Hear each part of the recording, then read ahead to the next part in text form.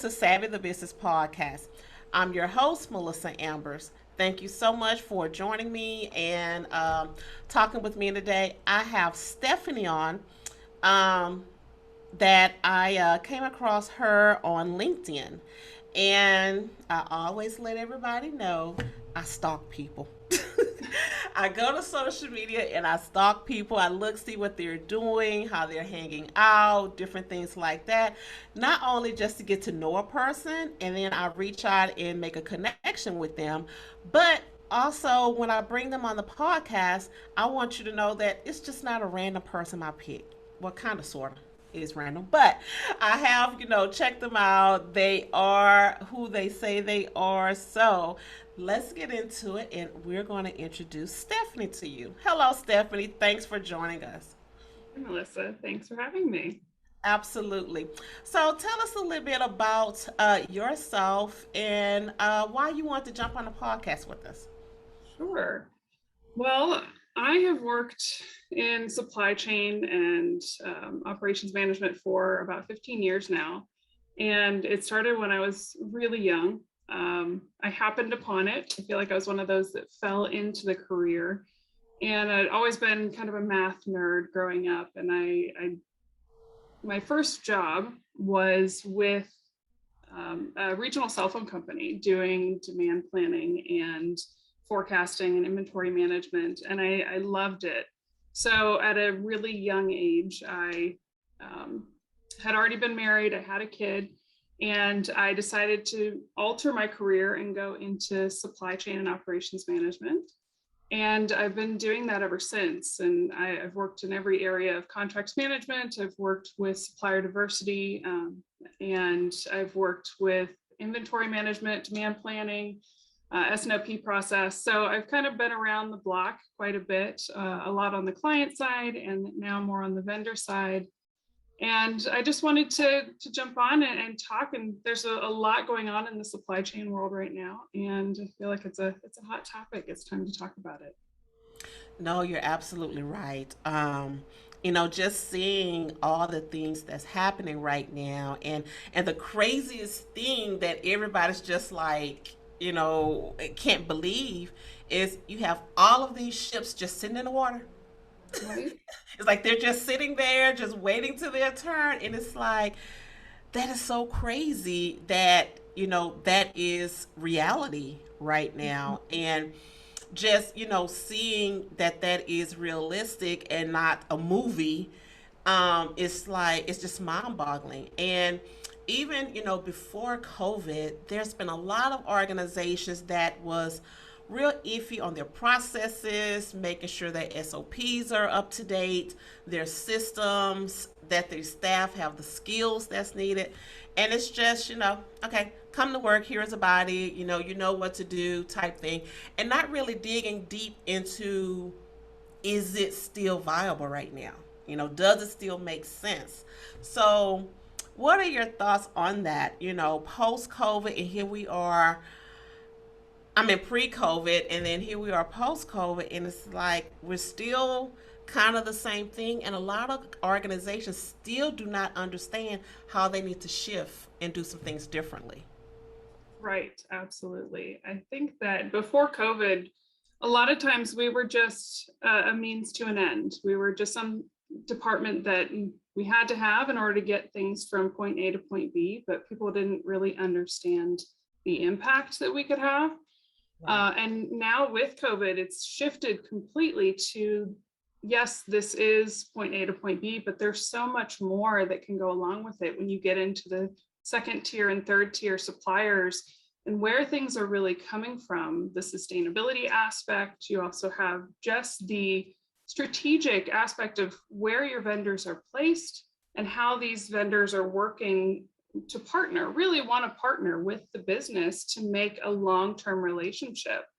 And I think we all have to shift into that position where we realize this is a much more strategic and broad view that we have to take, especially with companies like I work for Sedgwick currently, and we are a service-based organization, but we're global. And we don't always look at those relationships on a global scale, and how is it affecting the business, not only in the US, but over in the UK or in Africa. So we have to look at everything as one whole. And the supply chain and sourcing individuals really have that broad view and that understanding of what our vendors are able to do and how they can help us meet our customers' needs. No, you're absolutely right. And, I'm big on processes as well. And, most of my posts and I talk to people about project management. And most think when you say project management, oh, we have to have this big project that's going on and this huge budget and all these different things. But a project can simply be, how can we shift our processes right now? Do we have the right people? Do we have the right systems? Do we need to update our system, change system? Do we need to retrain? All of these different things need to be looked at, and you need a team that can go to each department, identify those areas, identify the issues that's happening, and management has to open their door to a broader communication platform. Because most employees, those are the ones that you really want to talk to, that's doing the day to day, that's on the phone, that's talking to the customers, that's interacting, because you're going to get the information from them directly on what's happening or not happening. But most employees won't be transparent with those conversations because of the fear of retaliation or getting terminated, or a boatload of other things. So how would you say a organization should first start with leadership and retrain leaders to understand how to work with employees and communicate, and then the employees understanding how to, on the other end, how to work with the leaders, and know that it's everybody's working with each other. We're partners in this, team right here, and we're not out to get each other, and it has to be some retraining done on both ends to come to that middle ground and have those conversations. I think the two biggest things are collaboration and, like you said, communication. I am a big proponent, and I need to understand the bigger picture and what we're really trying to get to. And I think a lot of employees find that to be the truth for them as well. And leadership isn't always forthcoming with that. And sometimes that can cause a miscommunication. So we don't really understand what we're driving to. And without that vision of what they really want to get to, it's hard for us to not safeguard. We get a little defensive and like, well, this is the way I've always done it. But change doesn't necessarily mean it's a bad thing. It doesn't mean what you were doing was wrong. It just means that there might be a more innovative or faster way now with technology that we can shift gears and stop doing some of the menial day-to-day tasks and really think and take the whole company to a higher level. You're absolutely right. A lot of people tease me because I'm that gadget girl, and it's like, why are you doing it that way? Wait a minute. We could come over here, or we could automate this thing. Let's create a workflow. Let's work in this system. They're looking at me crazy like that's just, that don't make sense. That takes too much time. It may take a little time in the beginning to train you, and it may be a little investment to, get into it, pay for the system, or, set up your monthly cost and all of that. But once that's done, oh my God, the time that you can save by doing some of these tasks, is speechless. I mean, you can't. It's nothing that you can do about that. It's no negative about it. And you mentioned that little thing called habit. We're used to doing this. We've always done it this way. It's always worked this way. Why change it now? It works this, it does this. But have you really taken that deep dive and figured out, does it really work? How much time can you really save by changing your habits? And another thing I'm gonna throw in there, that it could be uncomfortable. And change is uncomfortable, and sometimes we have to go through some of those uncomfortable moments to get to something that's better. Um, how would you, say the best way, for leaders or management to start, take a deep dive, start looking at some of those things in their systems and understand, is it really the way you want to continue going?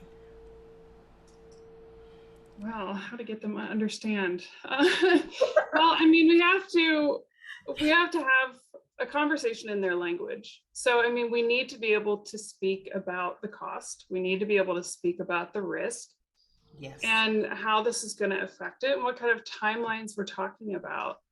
But ultimately, they have to have an open mind. They have to understand that, yeah, it might be uncomfortable. I feel like I live in the world of uncomfortable my whole life. So, Yeah. I'm a mother of two, and I was divorced from an alcoholic ex-husband. And he, as a mother, a single mother for some time, you have to learn to be scrappy. You have to learn to look at things outside the box, and trying to relay some of those into the work environment. It's really been helpful because it's not always what you think it's going to be. Um, but when it comes to management, you just have to take some of those times to explain to them, like I said, in their language, and look at it outside the box. Explain that maybe it's not what they pictured, but it is an alternate route to get there, and the growing pains are worth it. No, you're absolutely right. And also I think that um to bring in, outsource some of those tasks and have a non-biased person to come in to, go through these departments, talk to each individual. Because when it's someone that's not connected and you don't know who this person is, you're more likely to get the reality of what really needs to be said and not a sugar-coated version, if you will. Yes. Yeah, that can definitely be true. Especially they may not have that inhibition or the fear of retaliation, like you said, with the upper management. So having somebody that can speak to them, unbiasedly is a huge help. Yeah. Well, when I work with, some of the clients under a different brand that I have, what I go in with that is, this is what I see, this is where you are. But before we make any moves, let's dig a little deeper and look at, some of these things here. And, I'll give them a little list. And, based on that list, this is the approximate time it's going to take to really go through, talk to people, look at the systems, review, do all of these things, and bring those findings back to you. Um, and, I find some like really open to that. And, oh, well, I didn't think about it this way. Oh, well, I didn't see it this way. And you have some that, have that guard up and like, well, wait, no, we're not going to touch that. We've always done it this way. It's fine. It works. And, I give you all the pros and cons and, different things with it. But at the end of the day, of course, it's always that organization's decision. What do you say about those that are defensive and just have that block up and you know, they have it, their feet, stuck. I'm standing my ground. No, we're not gonna change. And you see all of the flags of what is happening and going to continue to happen if you don't make this change. Yeah, I think that it can be hard, but they have to trust you, and you have to gain their trust. And the only way to really do that is by doing small wins. So maybe you don't start with those big areas. You start on some of the smaller ones, and you show them the progress. You show them the savings. You show them just the time savings alone can be huge on some of those, Absolutely. and they'll start to see that you're not just making things up. This is something that really can happen, and they'll slowly start to gain that trust, and then usually will work with you. But there are still some that they will hold strong, and they that one over there is okay, but this one's still gonna, this one's my little friend, it's gonna stay here. And Yeah. you win some, you lose some, but you have Right. to try to gain that trust. Right. Yeah, it's almost like you have to go, okay, let's meet in the middle type thing. And Once you get past that, they start to open, some of them will start to open a little bit more, and you could kind of continuously dig in there. um what advice would you give to an employee that sees a really huge red flag, not quite sure of how to go to their manager, or they may have gone to the management and they're not doing anything? What suggestion would you have for someone like that? I think they have to do a little investigation on their own. You have to ask why, and sometimes you have to do that 4 or 5 times to get to the root of the problem, because people will take your red flag and see it as a personal attack, like, oh well, I didn't mean to do that, or and a lot of times it's not about how we got there, it's why that happened. What's the root cause, and what do we really need to do to fix it? let's One of let's the things that one of my earlier managers ever said to me was, I'm not going to get mad about any problem you bring to me, but when you come, make sure you have some solutions. They may not be the right one, but come with a solution.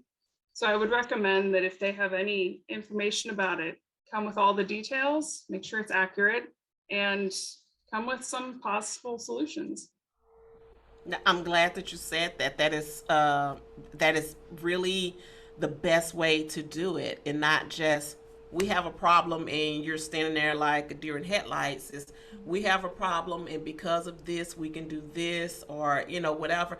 Or can I have some additional time to go a little deeper? And I know it may put me in overtime, or I might have to do some other things, but my work won't fall behind. But I think if I do these things here, I can find a solution that can benefit not only my department but the entire organization by doing this change. Yeah. And I think it's up to management too to understand that you have to have a culture that people can come to you, and you're not going to be pointing fingers. It's not going to be a blame game. It is, okay, what's the actual problem? How did we get here? And how do we change it? That's really how you should steer the course. It's not about whose fault it is. I mean, there are certain things, yes, that we have to take action on, but usually accidents happen, learn from them and move on. Right. And with that, like I said, you learn from them and you move on. Um, for those that have an issue with that part of it, and they keep wanna poke at it, or keep pushing on the envelope, my suggestion would be is to, okay, well, let's see what deeper discussion we can have about it, and based on that decision, I mean that discussion, you find a solution to that. What would you say a person should do if that keeps happening? Well, if the individual is still poking the bear, you mean? Yeah. I think management needs to have a discussion with that person and figure out what's the root cause of that intention. It may be that they're sadly spiteful against a certain person, or they just don't like the process because it overlaid something that they were doing before. But I think that usually when that comes, there's something more personal that's going on with that person, and you need to figure out why, and try to find a compromise or a solution. And if some people just aren't coachable, some people don't want to move on, and if that's the case, then they should be put on a PIP and or take additional action as management. Okay, let's talk project management teams. I mentioned earlier about, project management is not always about something big that's happening. Mm. But I recommend, of course, based on the organization size, to have, a team that meets, monthly or quarterly based on what's happening. And that way they can always stay on top of whatever the issues are and catch it before it goes too deep. Then that way it's monitored. So it's always been monitored, talked about. It's always, in front of you.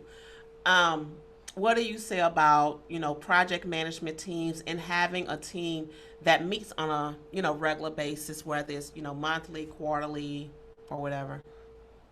Oh, absolutely. I think that there needs to be a party in the team that represents each area. So in past projects, what we've done is we had the department heads. At that organization, it was a small organization. So we had each department head in the meeting, and we were meeting quarterly because we were doing large launches.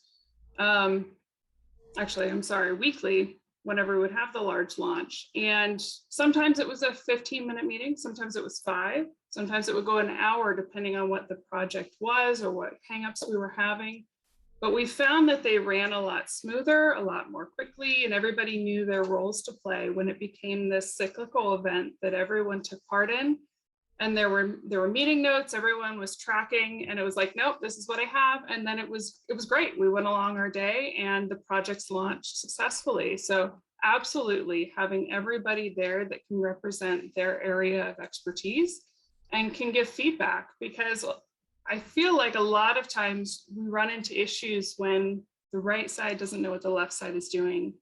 And that can happen when they're not all in the same conversation. Somebody's not hearing the same words or the same specs that they need from someone else in the department. So if you can have everyone together, everyone hears the requirements, here's the objectives, here's the specs, they know the marching orders, and they know who's responsible for what. And it just goes a lot smoother that way. No, you're absolutely right. But let's also talk about when you're putting these teams together, making sure that whoever you bring on this team has the right skills Mhm. and to take care of whatever those positions are needed in that particular project management group. And I don't think there's one project management team that can handle every single thing, especially if you're a large corporation.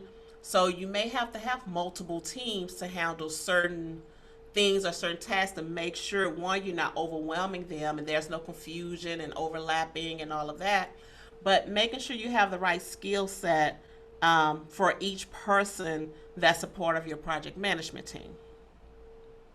Yeah, absolutely. And sometimes that right person can't be available or something to that nature, but having somebody who is willing to ask questions, I feel like having an inquisitive person there that will be like, well, wait, that doesn't make sense. Or this question, I don't understand why you guys want it this way. Just having someone open and willing to not be afraid to ask these questions can bring a whole world to light that we may not think about, even if they may not be, the expert that day, but they have the willingness to ask those questions, can can catch some of those things even without the expert there. Yeah, I think it's anytime you're going into a project or even just starting a team, there's a lot of questions that's on the table, and I think that's standard. If it's not, then it's time to question, what's going on. But there should be a lot of questions being asked. But like you said, on the teams that you've been on, you meet on a regular basis to where it may be 5 minutes or 30 minutes. So at that point, you've already handled the big issue. Now, okay, we're just monitoring, staying on top. Everybody's on the same page. Okay, we're good. Let's move on. So having it like that is like the perfect thing to have to be able to come in, meet 5, 10 minutes, everybody check the boxes, everything is good, okay. But when you don't have these teams, because you just say, okay, everybody's coming to work, you're on a computer, you're on the phones, you're doing these things, that still does not mean that everything is running as smoothly as you think it may be running. Um, so, with besides the project management team, what other things would you say an organization should have or do within their organization to stay on top of things before all these risks start falling, down? Well, I mean, In addition to the project management, I think there should be, and I'm not a huge meeting advocate, but there are certain ones I think that need to happen. There's conversations that need to be had. And one of them would be an S&OP meeting. I mean, you need to get sales and operations and planning in one place. So you can hear some of the market trends that are coming. You can know that that material may not be available because the vendor got a short run this week. And there are all these things that you may not necessarily know. And so if sales has the opportunity to see and hear these things early on, they can start to direct those conversations with their clients about, we need to adjust forecasts, or we need to try to push a different promotion instead of this one. And it just opens those lines of communication so that you're aware of things that are coming down the pike, and that operations is aware that, you know, some big client may be having a huge launch 6 months prior to their scheduled launch. So it allows them to pre-warn their vendors and say, listen, this is going to be coming. We need to kind of ramp up and move your schedules around. Right. And with that and all the tools and everything that's out there as well, these teams should also have a say. I won't say be responsible, but have a say on the type of tools that they're using. I mean, it's so many systems out there and online systems that can be used, you know, from the CRMs, your project management tools, collaboration. It's just so many. Um, what would be your advice on creating a team specifically to look at those systems, to, you know, play around in the trials, and see what makes sense for your specific business, not what your colleagues are using or somebody said they think works, but really understand, will this work for my specific business and the team that I have? Well, it gets more complex the larger the organization, really. You know, you have, there's, like you said, so many different types of softwares and programs out there that what might work in a small company where you just simply have approval process and the recs go through and then the forecast won't work in an organization that's global. And so you have to look at the large strategy. Do you want something that's going to cover the globe, or do you want it to be a regional matter? Do you want it to encompass 4 departments or all the departments?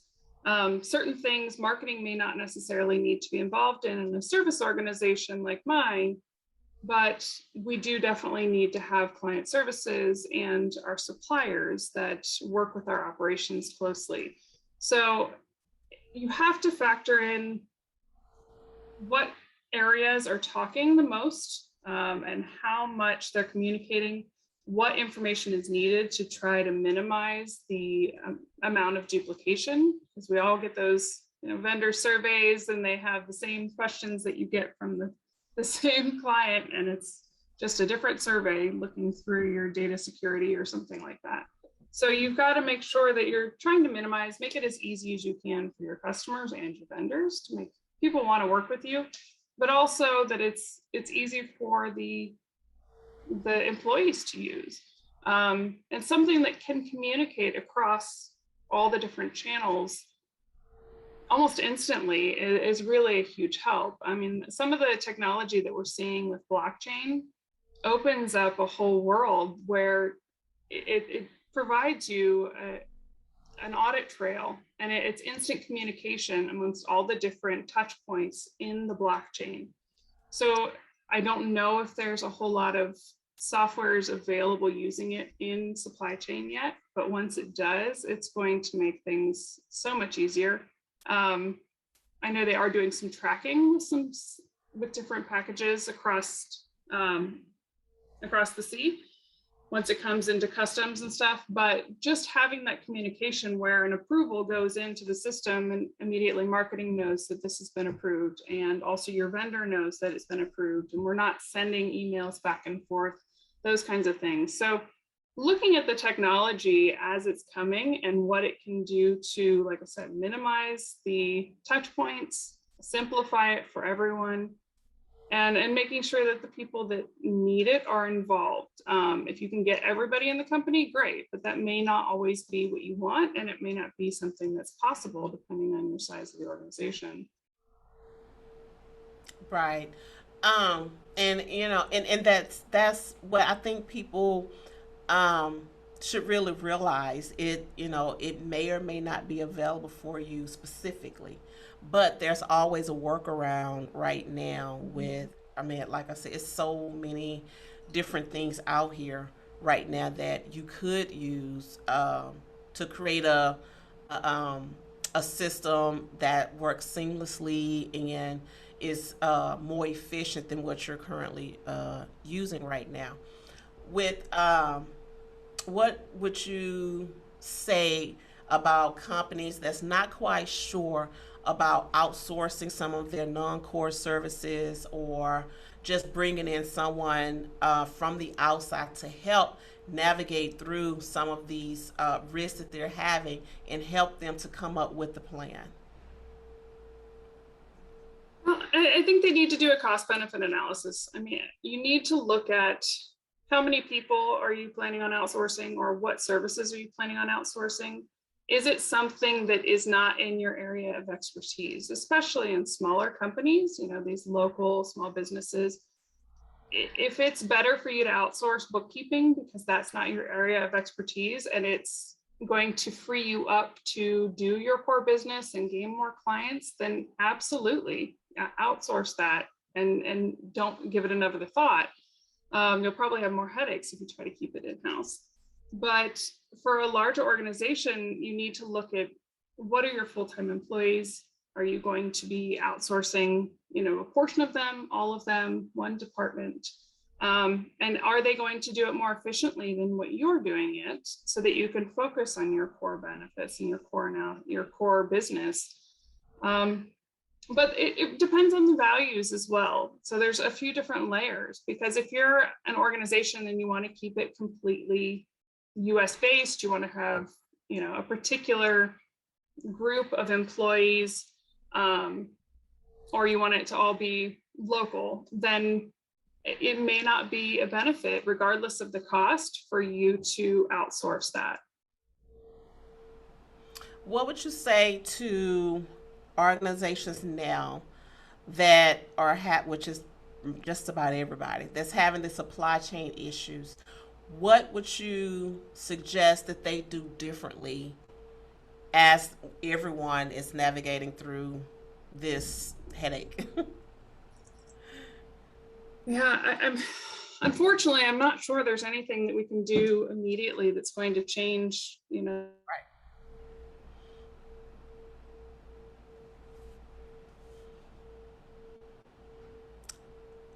Stephanie, you froze. Stephanie, you froze on me.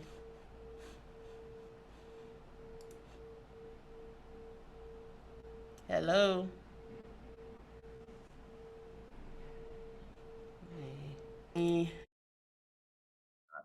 Okay, so when we started the last question, right when you got ready to answer, that's when everything started froze up. So we were at with the supply chain and how people can how they can shift and do something differently. Yes. So I think really engaging your sourcing department, procurement, supply chain, having those people who are really embedded with the suppliers and know the market trends, they know what's coming, what's going on, and they can really lean on those suppliers to have an understanding of what they're capable of. But you need to have this long-term vision of creating these partnerships, understanding your second tier suppliers, where the materials are coming from, or where these items are coming from, not your supplier, but the next level down. Because like I said, it could be that you are dual sourcing an item, but they are both getting it from the same material supplier.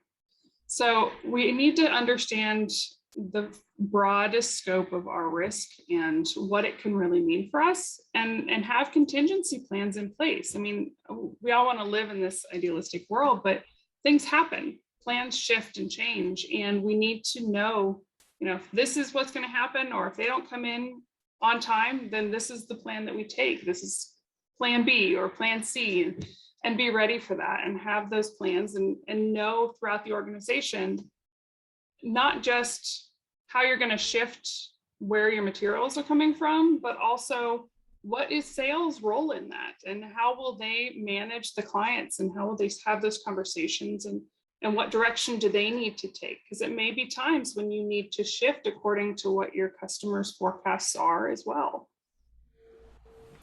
You have said a mouthful. But I meant that is so it is so right. And even after everything that has or is happening, that I'm just really surprised that as many organizations are staying with that safe space of we've always done it this way. It's always worked in the past, and not understanding that you must uh, make a change right now. You must do that pivot.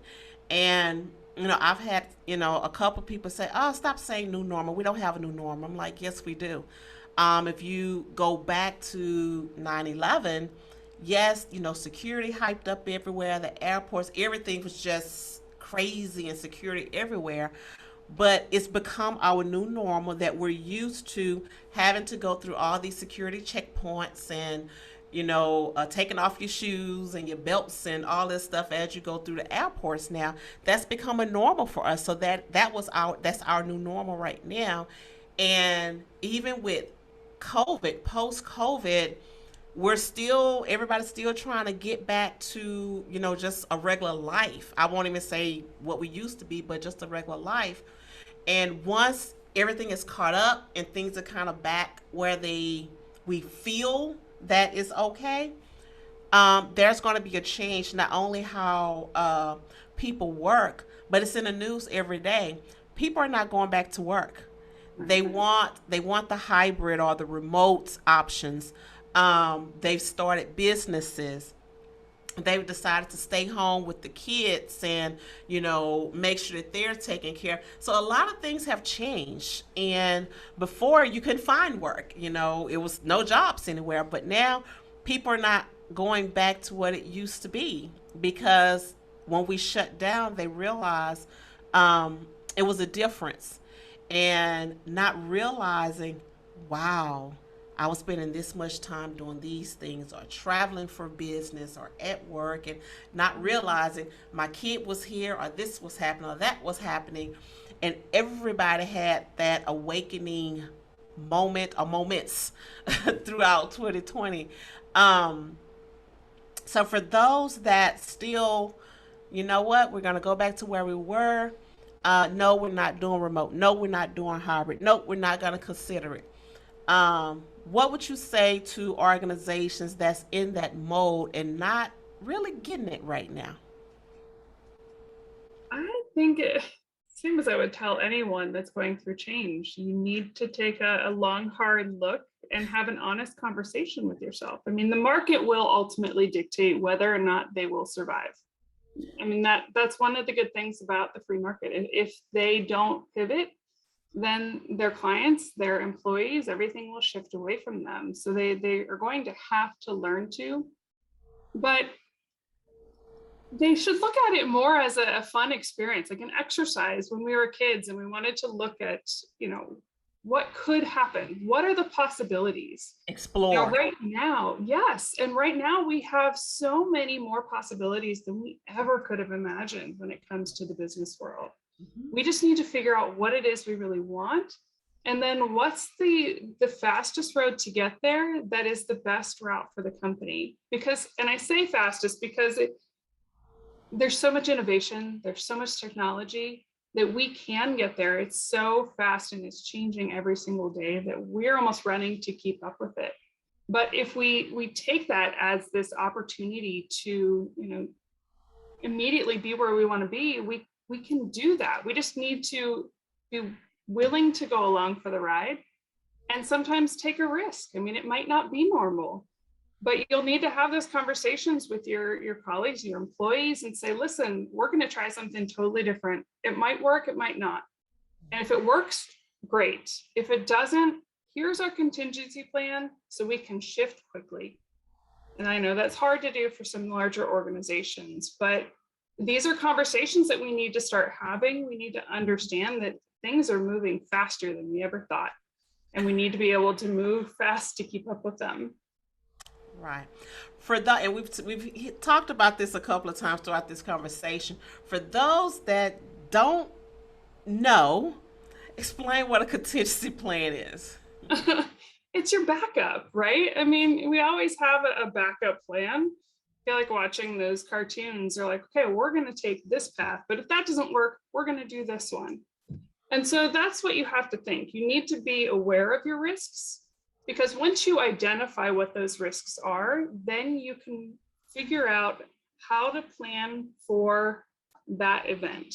So if you are going to bring in a new supplier, but you don't know how it's going to go, there's a lot of tooling costs, or you have to make sure that the uptime is a lot longer. Let's start to work on another supplier. Your risks around that are, it might not happen in time, you might miss your launch, the supplier quality might not come in. So you need to identify what those risks are and then plan for if that were to happen. You hope and pray that it won't, but if it does, you have a plan. So it's not a panic mode. You say, okay, this is the route. This is what we know we need to do in order to fix that risk so it's no longer a concern. It's your backup plans for everything. Yes. So for those that didn't get it, just simply think backup plan. What is your backup? What is your plan B? Right? Mm-hmm. So Absolutely. what are you going to do if this does not happen? And if this does happen and these risks happen, or an issue happen, here's the backup to, a backup to a backup, if you will, to, make sure that, we still take care of all these things. So it's just pretty much think of it as a resource to refer back to what that plan is. If someone's not in the office or unreachable, that plan is within that group to say, all right, these are the things that we've outlined. We're going to do X, Y, Z. This person handled this person handled this, or, however you have that laid out. So just look at it as a resource to make sure that if that risk happened, you know what to do, how to do it, and you're able to get in and take care of whatever that issue is. Now, with as you're building these project management teams and your contingency plan slash resource that you want to have in place, so many go to, oh, let's see what my competitor is doing. And I'm not saying you shouldn't look around and see what your competitors are doing, but don't get so focused on trying to beat your competitor. If you haven't heard of it, it's called red ocean, blue ocean. You want to be more on the blue to be sure. It's you're red, you're competing, you're going head to head. Let's see what we can do. In blue ocean, you're more so of, okay, yeah, you're out there, that's fine, but this is what we're doing. So for those that haven't heard about the red and blue ocean strategy, what would be the best way for someone to start to get it, understand it, and start following the blue ocean strategy? Well, I don't know if this is going to be the answer you're looking for, but I think ultimately you need to focus more on your customers. I mean, regardless of what your competitor's doing, the market share is huge. I mean, all over the world, especially now that we're global and you can sell to anyone. You need to look and see what is really going to service your customer or your client the best. And if you're meeting those needs, then it doesn't matter what your competitor's doing. It doesn't matter any of those other things. Yeah. Focus on that that objective, and that's going to get you where you're going to need to be. I think that was well said. Simply put, that was well said. Because that's exactly what it is what do your customer want? What are their needs? What are they looking for? Can you meet those needs? And are you, affordable or within their budget for what they're, doing? So, you just want to be sure that you, and I'm not saying you should be the cheapest person out there. I'm not saying that, but if you have a great quality product that you can put out, yes, you may be higher than some of the others, but someone that's really looking for that solution, they're looking for quality because they want something that can last for some time, especially if I'm going to invest and pay, this money for it. So they want something that's going to last. So it's not about being the cheapest or the highest or anything, but figure out where you need to be in that price point and making sure that it makes sense for you and your business. This has been a great conversation. So Stephanie, what would you leave for our listeners when it comes to processes, organization, and just building out that strategy to make things work? Well, I think one of the biggest things is that don't be concerned that a process means that it has to be done this way and no other way. People get so hung up on that and they're like, well, I need flexibility. I can't do this. No, a process is a guideline to help you really make sure you hit all the important parts, but you can make it flexible. Just because you know that XYZ needs to happen in the process doesn't mean that you can't add in A, B, and C as well. So understand that a process is really just a guideline for you to make sure that the important things are hit and that you have everything in line to be able to get through or to finish the product launch or whatever it is that you're working on. And also, don't let fear be a driver for you. I know that when people think about risk, or they don't want to think about it, they think that if they deny it, it's not going to happen. I don't have to worry about it. But understand that not thinking about it doesn't mean that it couldn't happen. And once you put your plan B in place and have those resources ready and they're in line in case something happens, you feel like you're in so much more control of the situation. So when something happens, you don't freak out, you don't have a panic, you are ready. You're like, oh, I know I need to do this. This is the next move. So don't let fear be a driver to identify risks in business and to address them. And understand that a process is just a guideline to help you get to where you want to be. And you can layer in the different things that you need to, if given the situation at hand. Thank you. Well, thank you. If someone wants to get connected with you on LinkedIn, how should they contact you? I'm on LinkedIn, Stephanie Graygo, easily searchable. So I am on there. Just connect with me on there. I think my email might even be available. So you're welcome to reach out that way as well. Thank you so much for taking the time. Yeah, thanks for having me. It's so nice to meet you and have this discussion today. Absolutely. Thank you. Do you want your business in front of an international audience? Advertise with us today. Savvy the Business Podcast. Send us an email at media@savvymag.biz. That's media@savvymag.biz. Send it today. Don't get left out.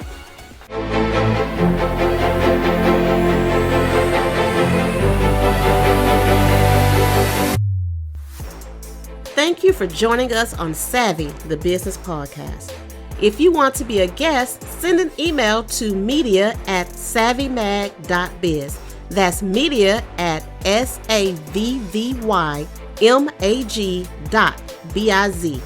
Don't miss out on the opportunity to be heard by millions.